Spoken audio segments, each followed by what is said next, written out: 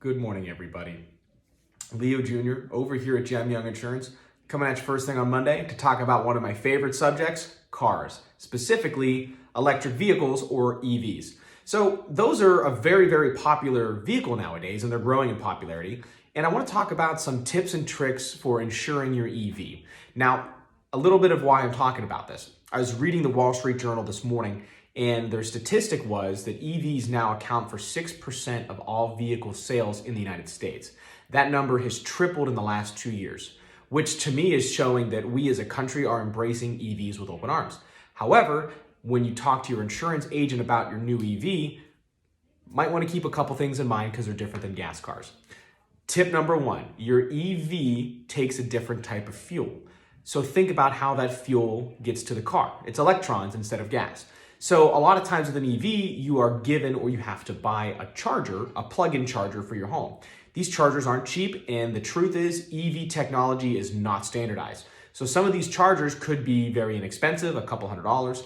Some of them could be a couple of thousand, especially if you have to buy extras for a secondary home. So when you buy that EV, make sure you tell your agent the price of that charger. The reason is that is not covered by your personal auto policy. That is covered by your homeowner's policy. If you have a charger like a Tesla Powerwall that is a massive charger for your house, if you have that attached to your house, we have to account for that so that we can insure it. Very commonly overlooked thing with EVs. Next thing about EVs, point number two, when you call us or report the new vehicle to us, make absolutely sure you have the purchase price. The reason is electric cars are so new and manufacturers are coming out with new models all the time. It takes some time for my industry to catch up with that. So we might not be able to type in your VIN and spit out a price for the vehicle like we can with every model of Chevy Equinox. So again, we have to manually rate certain EVs, so give us the purchase price.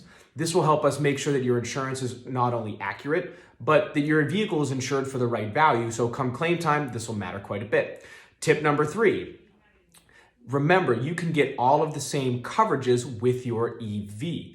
A coverage I would recommend if it's a brand new car is the new car replacement. A lot of insurance companies are offering you a new car replacement endorsement on your auto policy, meaning that if you trash that EV or it's destroyed, we'll replace it with a new EV. That's only available on new cars. So if you go buy that brand new Lucid, ask your insurance agent about that endorsement. It's a really big deal for that big investment you just made.